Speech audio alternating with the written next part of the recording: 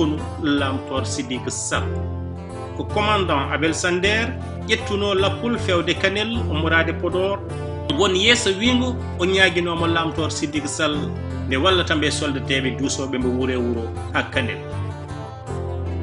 gon miijo wi ko e nder ɓen ɓe lamtor Sidiki Sall suɓino ina jeeya hen suko goto biyeteɗo Baydi Kacce Pam jeeyaɗo Guiya won yeeso wongo wingo ko kanko ardino lappol ngol kono Amadou Oumar Dia e nder deftere mum jambareɓe men holliti ardino lappol ngol ko biyeteɗo Aliou Boubou e kala ko wawi hen wonde ko Allah laaɓa kono kam ina laaɓi Baydi Kacce Pam wonano sara e lappol ngol ina moƴƴi ganden gonko toora ko adi garangal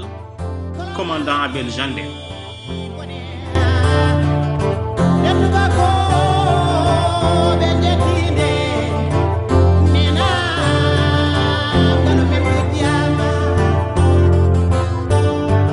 wargo Abel Jander wanno koye nder hayre law ɗon luural ala ɗon wargo commandant Abel Jander waɗi ɗum ko Baydi Kacce Pam ɗon luural ala ɗon wargo commandant Abel Jander wanno ko ñande ɗiɗi lewru satambara 1890 ɗon ne kadi luural to banggue tarik ala ɗon luural ngal woni ko holno Baydi Kacce Pam warti commandant Abel Jander ganden ko adi foof commandant Abel Jander o wonano koɗo e nder jiimadi ɓale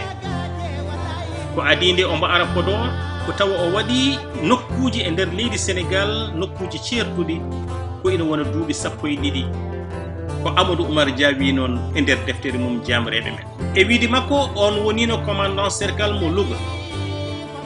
ardima kadi cercle Tivaouane wonino kalfinaɗo gueɗe politique to Saint-Louis woni Ndar kono noon nde waddate Podor o ummorino ko Tivaouane e lewru juillet 1890 wadde en paami commandant Abel Jander ɓooyani ɗon e Podor saabu o waɗi ɗon tan ko juillet août 2 septembre o wara gadgol makko Podor kadi ina waɗi sababu o ko commandant gonnoɗo ɗon golle mum fof koko lofno golle makko noon e on saaha ko jiitodiral hakkude yontaɓe Toro e on saaha lamtor Sidiki Sall Mamadou Yero Sall mo foɗodirno lefol laamu o fooli ɗum e hitande 1982 1882 yantude e Baydi Kacce Pam kam e Abdoul Sidi Ba e Ali Sidi Ba ɓe fof taw jiitodiri mbaddi jungo e fa commandant Abel Jander noon nde ari eti ko sernude e feccude funtude kam e rendinde ardinoɓe on ɗon diwan ngam ustude doole makko kono e won jeese hade Abel Jander arde ko tawa lamtor Sidiki Sall commandant mo lomti o itti ɗum wonde lamtor lomtini ɗon lamtor Sidi Abdoul Djiby Sall won yeeso wingo noon ko ɗum ni woni sababu jiitodiral lamtor Sidiki Sall e Mamoudou Yero Sall ɗiɗo wardaɓe e Baydi Kacce Pam taw kadi poɗodirino lefol laamu e 1882 joni noon holno Baydi Kacce Pam wardi commandant Abel Jander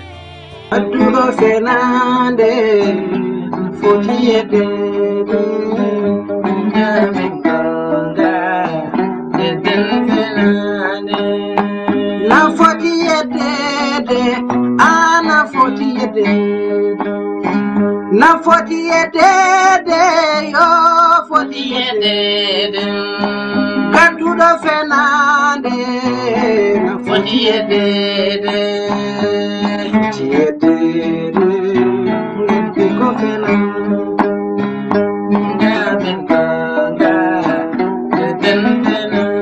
e nder lappol mabɓe e Fouta ɓe mbi ɓe ummanino ko yaade ha Kanel ɓe mbaɗi dartande ɗo hayre lawɗo te nden dartande waɗi battane nokku fof moɓe garno commandant Abel Jander noddat hoɗɓe ɗon e nokku o daɗɗa batuji ero yimɓe ɓe yo kam e kala caliɗo jebbilenade laamu tubakoɓe ko hono noon o waɗi e nder hayre law e leegal baroɓe ñande ɗiɗi lewru satambara 1890 nde Abel Jander noddi hohoɓe hayre law e ko taari ɗum o waɗi erango ngo waɗanno e kala dokku e nden ñalandi e wiide jubbande e tarik fuutotoro nde Ndiaye Saydou Amadou holliti wonde ko ƴiwonde ittiɓe ɗon nden yimɓeɓe dogi carodiri naati e galleji ko nden Baydi Kacci Pam ummi ina waɗa galle e galle ina yahe yimɓeɓe yo calo habde e fuutankoɓe daraniɓe ndimagu ko wayno Abdoul Bocar Kane beela wadde lappol commandant Abel Jander wonno koye haɓoyde Abdoul Bocar en ina gasa wonde sabu ha 1891 Abdoul Bocar Ali Doundou Séguélé Ibra Almami Mamadou Birane Mamadou Siley Amara mo Pété e El Fekki Boubou Siré mo Gawol ina kuufi on nokku ina cali gaño natte nden Baydi Kacci Pam jokki e hirjino mum ngam hohoɓe Fouta calo habde e bandu men woodi goto e fuutankoɓe moytiɗo janfi haalnoyi ɗum commandant Abel Jander nden Baydi Kacci Pam noddama ari hulani te wulani gonɗini tuumu kaalaɗo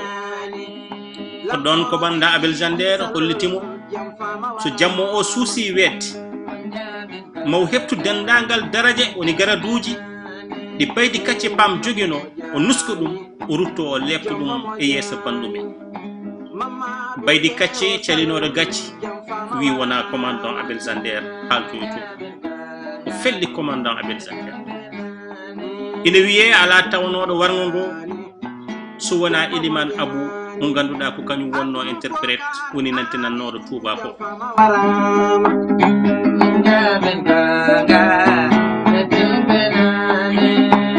jamfa moƴani yo jamfa moƴani ko Baydi Kacci Pam lamtoro Sidiki Sall Mamadou Yero Sall Abdoul Bocar Ali Doundou nde Baydi Kacci Pam yooɓi fittanu commandant Abel Jander o yalti e toɓo o yahi wuro woto ngo tarik jaggi inde mum o jippi gardiɗo nokku janfo joli hakkude makko e on Baydi Kacci Pam arana ɗon ngam nawede koɗo kono won yeeso wongo ngo haaldani hono noon ngon yeeso wi ko nde ɓe jetti hayre law lappol maɓɓe jippi ko galle ceerno Oumar Jordi Baro e nder hayre law e nder leegal Baro eno adora e duuɗe Qur'ana almuɓɓe ceerno Oumar Jordi kejjiti ina janga daaɗe dow daaɗe maɓɓe kadi tuuba ko o ɗanade Abel Jander rokki yamirore yoɓe dartin jangde nde ɗon e ɗon e wiide ngon yeeso o haɗani tan e wiide yoɓe dartin kono noon o ummito wonno to o ari o soofi e duɗal ngal kanko commandant Abel Jander ngon yeeso wi ɗum ɗo woni ko Baydi Kacci Pam wawano munji ummi duko soodi hakkude maɓɓe Baydi Kacci Pam fellimo ngon yeeso no ko noon addu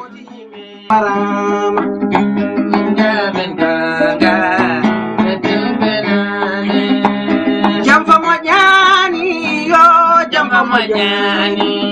ko Baydi Kacci Pam lamtoro Sidiki Sall Mamadou Yero Sall tarik noon ko pelɗodiral miijoji jaltude ko adinde Baydi Kacci Pam ina nangue noon ko lamtor Sidiki Sall adi nangue sabu e yiyande mabɓe sukumo duuɓi 26 wawa fewjude ɗum ɗo tawa ala lamɗo kufu ɗum caggal nde tubakoɓe mbaɗi jeyngal jaltini jeenaji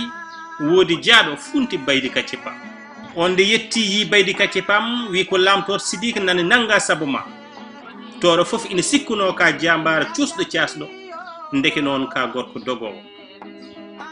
Baydi nani kan haala musidum fellidi yaadude e makko Podor noto yaade laamu tubakoɓe o waɗɗidi e puccu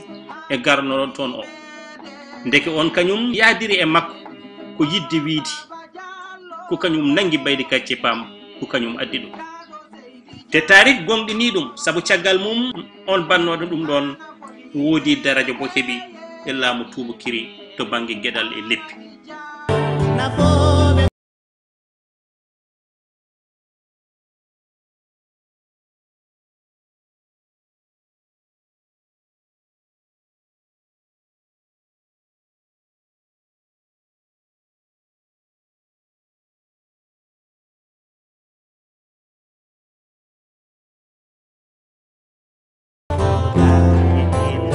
holno Baydi Kacce Pam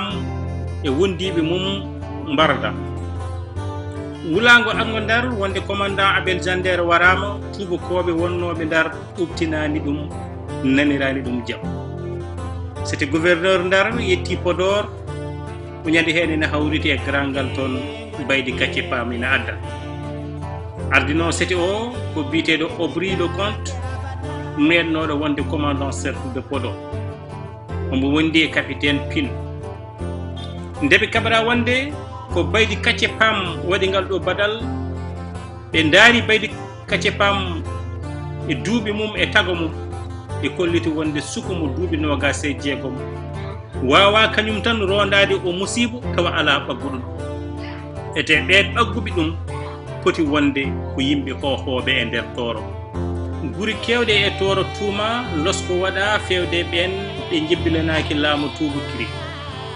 ko ni woni lamtor Sidiki Sall ina jeeya e nangaɓe, kono kadi Mamoudou Yero Sall yantude Elimane Abou ina jeeya e nangaɓe. Warmo commandant Abel Jander waɗi ko ñande ɗiɗi lewru Satambara 1890, ko ñande 10 wargo ñaawa e dow makko. Nden ñalande ɓataki yettino ummi Ndar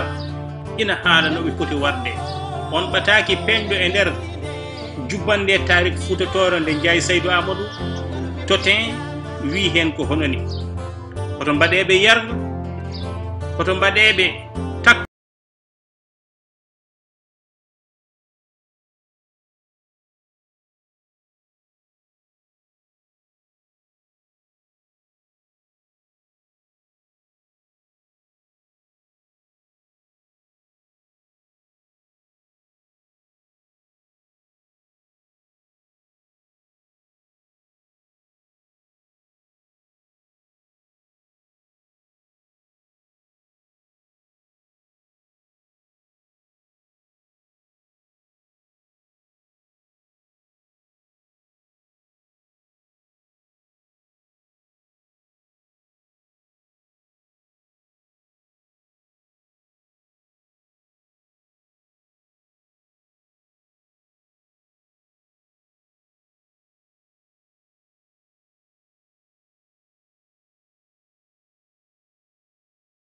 Ndar.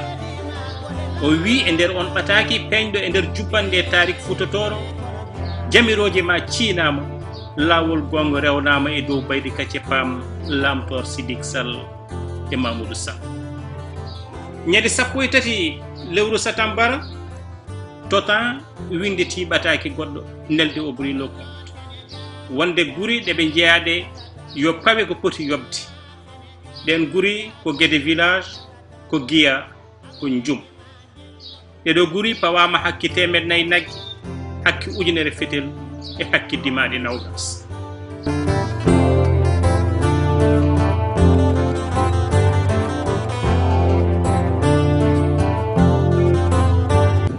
Baydi Kacce mo yaadani e gacce,